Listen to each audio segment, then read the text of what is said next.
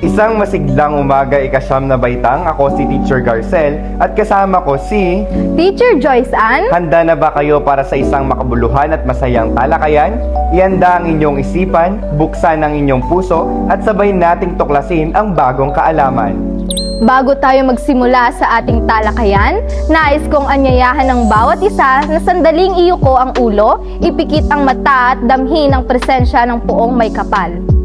Panginoon, salamat po sa panibagong araw na ito upang kami ay matuto.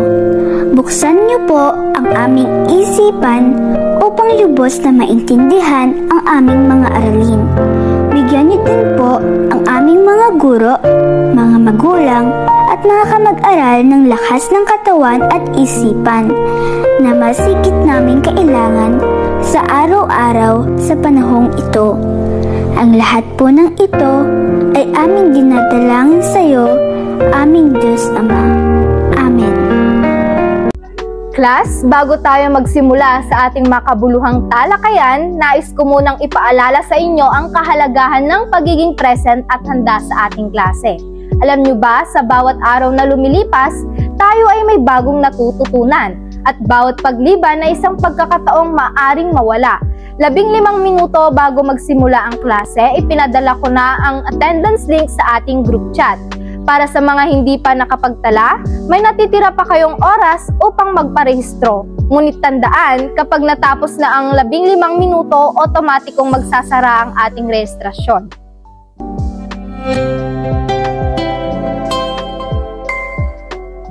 Bago tayo dumako sa panibagong aralin, atin munang balikan ang ating nakaraang leksyon.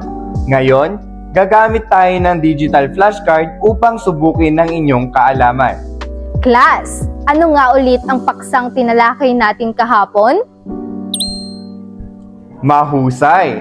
Ang paksang tinalakay natin noong nakaraang tagpo ay tungkol sa nyebeng itim. Sino naman kaya ang may akda ng nyebeng itim? Tama! Ang may akda ng nyebeng itim ay si Liu Hueng. At sino naman ang nagsalin sa wikang Filipino? Magaling! Ito ay si Galileo S. Zafra. At panghuli, ano ang pinapakita o simbolismo ng nyebe sa kwento? Mahusay! Ito ay simbolismo ng panandaliang kasiyahan at pagbabago ng pananaw ng tao. Tunay ngang nakinig at naalala pa ninyo ang nakaraan nating leksyon.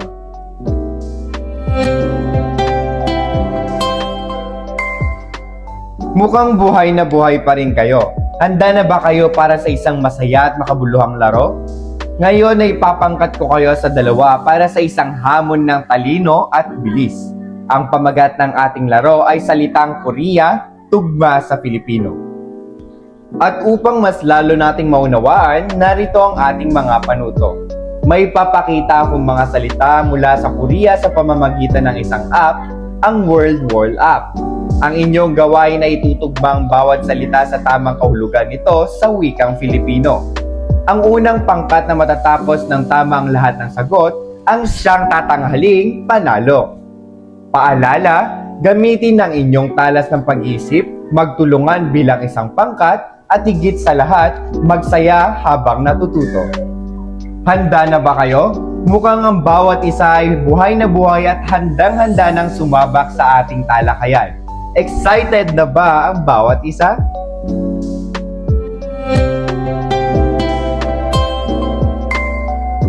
Batid kong ang bawat isa ay tapos na. At ngayon, ating aalamin ang mga tamang kasagutan. Unang salita ay ang saranghe na nangangahulugang mahal kita. At sa ikalawang bilang ay gwensya na ang ibig sabihin ay okay lang. Samantalang ang yoni ay ate at ang kamsahamnida ay salamat sa wikang Filipino. Mahusay! Mukhang ang bawat isa ay nakakuha ng tamang kahulugan.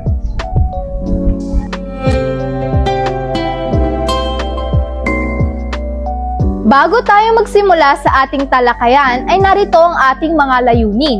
Una, na ilalarawan ang katangian ng bawat tauhan sa pabula at ang kanilang papel sa kwento.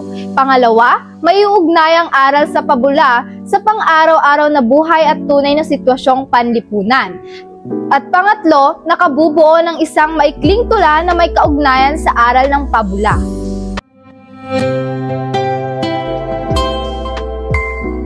Class, bago natin basahin ang kwento, alamin muna natin ang mga kahulugan ng ilang mahalagang salita. Narito ang ilang salita mula sa kwento at ang inyong gagawin lamang ay iscan ang QR code na nasa screen at kung nabuksan na ninyo ay maaari na kayong magsimulang sumagot.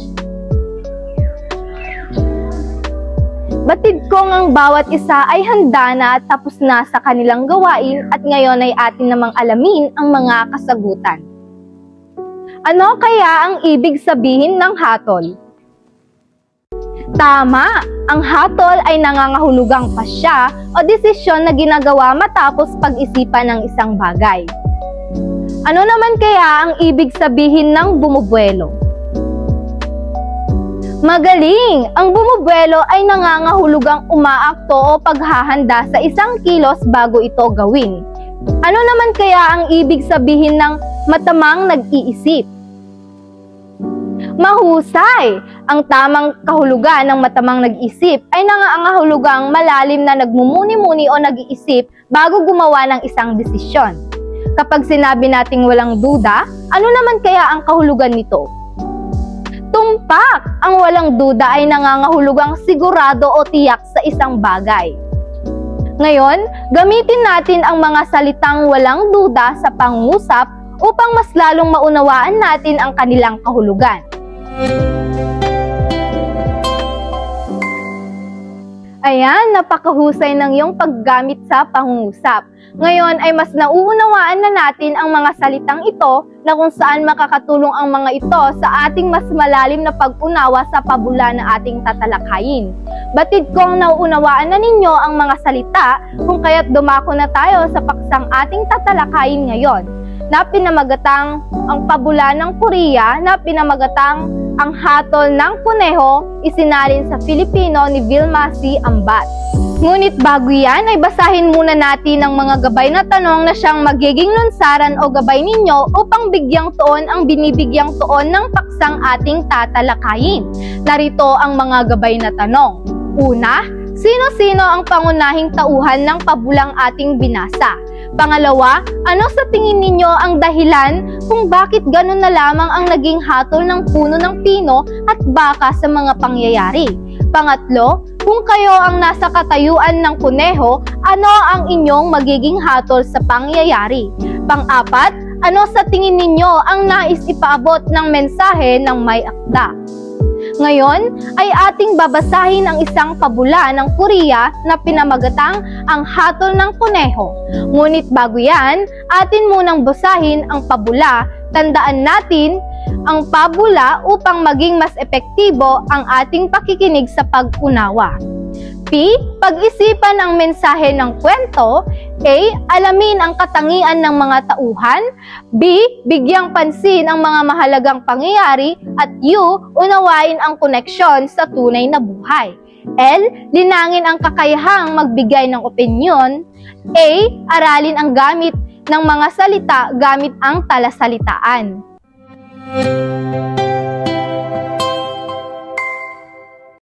Magandang araw mga bata, ako si Teacher Joyce at ito ang Daig Kayo ng Teacher Ko. Alam niyo ba na napakaraming kwento na puno ng aral na maaari nating matutunan? Ngayong araw, isang pabula mula sa Korea ang ating pag-uusapan. Ang kwentong ito ay tungkol sa isang matalinong kuneho na nagbigay ng hatol sa isang tigre at isang tao. Pero, tama nga ba ang kanyang hatol? Samahan ninyo ako at tuklasin ang hatol ng kuneho.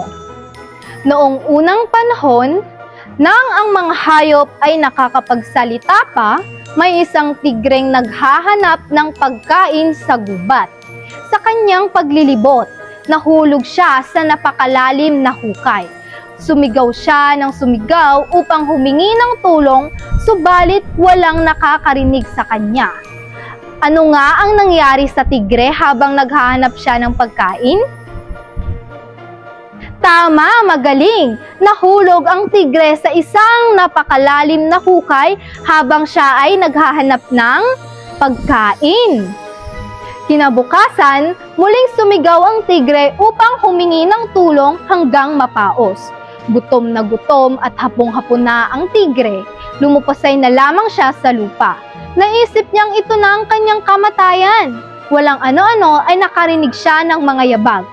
Tulong! Tulong! Muli siyang sumigaw.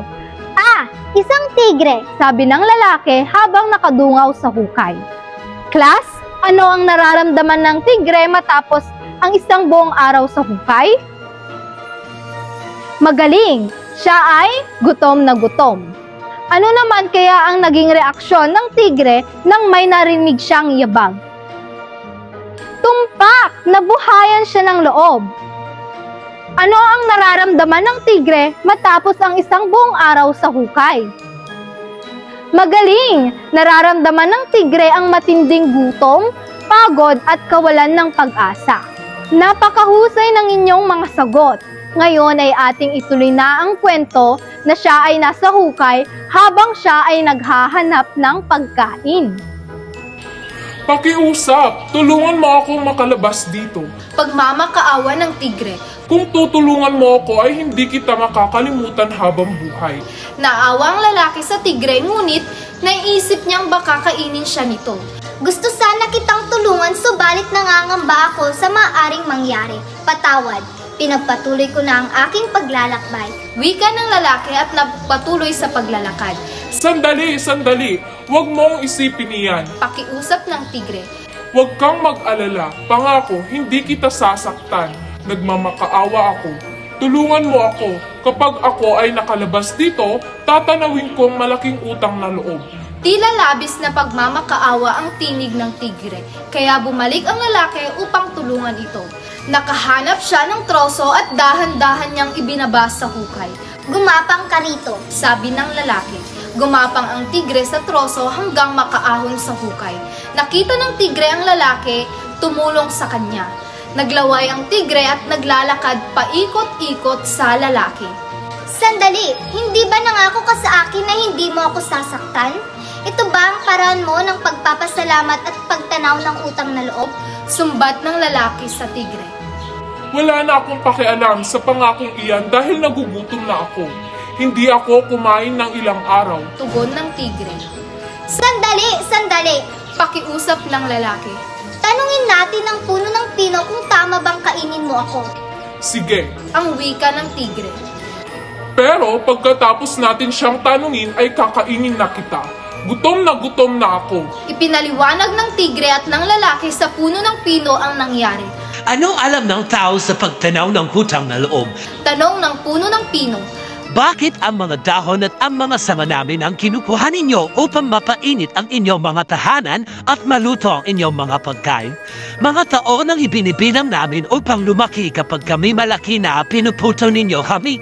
Ginagamit ninyo kami sa pagpapatayo ng inyong mga bahay at pagpapagawa ng mga pasamkapan. At isa pa, tao rin ang humukay ng butas na iyan.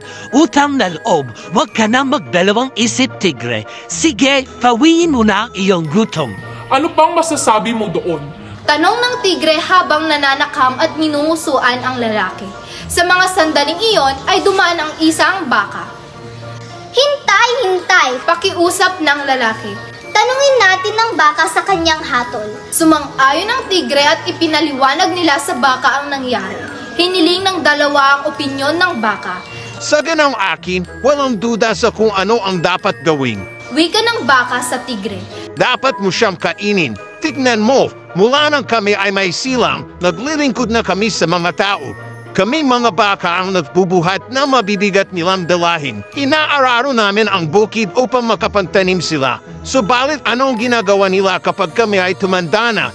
Pinapatay kami at ginagawang pagkain. Ginagamit nila ang aming balat sa paggawa ng kung ano-anong bagay. Kaya wag mo akong tanungin tungkol sa pagtanaw ng utang na loob. Kainin mo ang taong iyan.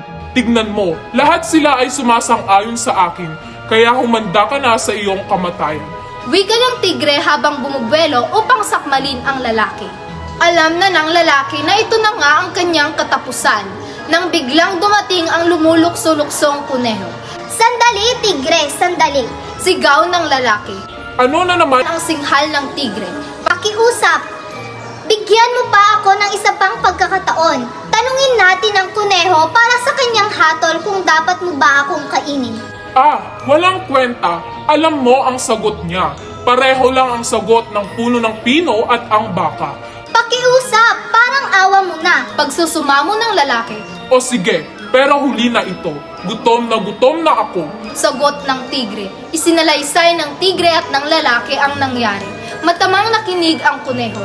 Ipinikit ang kanyang mga mata at ipinagalaw ang kanyang mahabang tainga.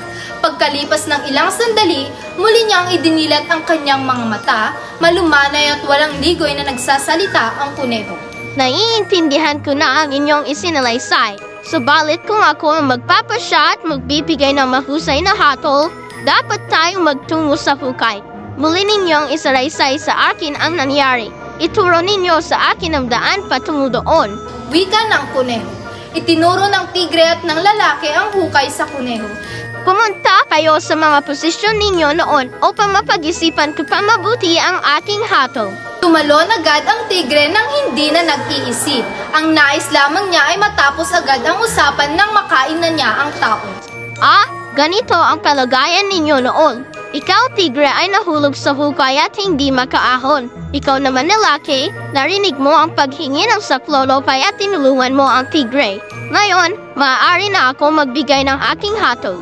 Ang problemang ito ay nagsimula nang turuan ng tao ang tigre makalabas sa hukay. Paliwanag na puneho na tila maibang kausap.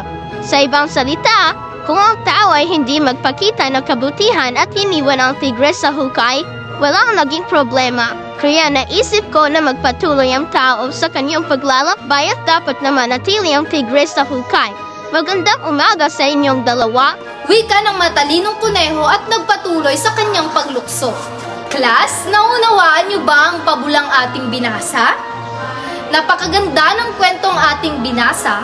Ngayon, nais kong malaman kung ano nga ba ang inyong naunawaan patungkol sa pabula. Naunawaan niyo ba ang binasa nating pabula? Mahusay!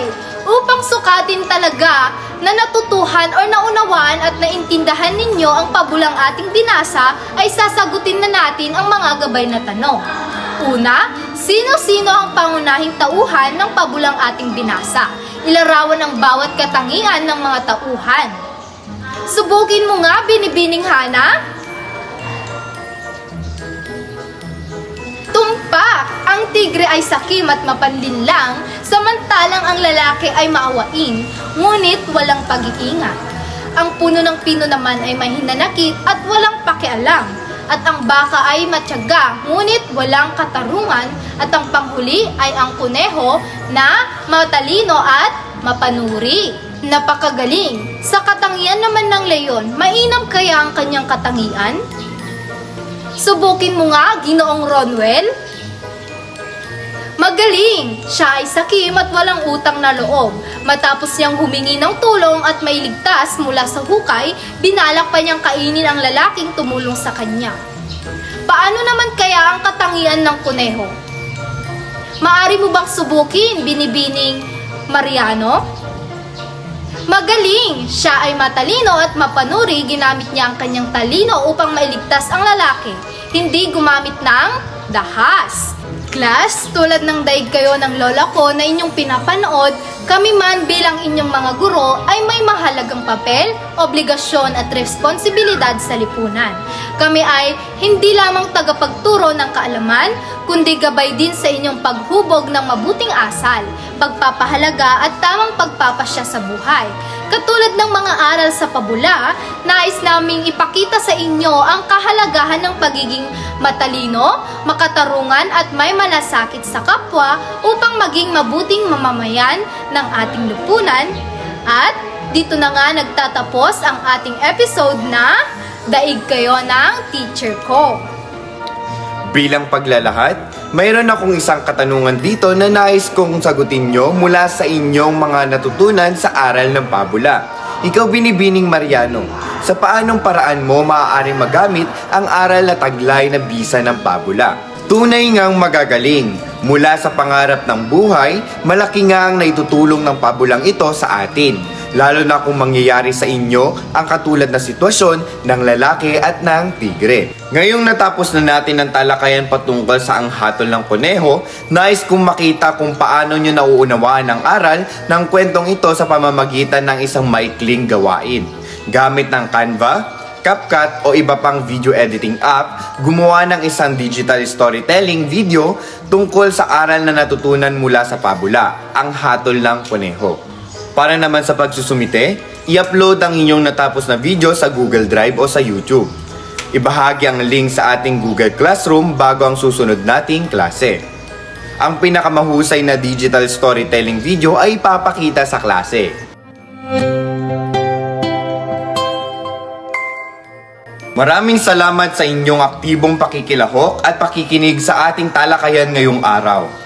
Naway inyong isapuso at isabuhay ang mahalagang aral na ating natutunan mula sa Ang Hatol ng Kuneho.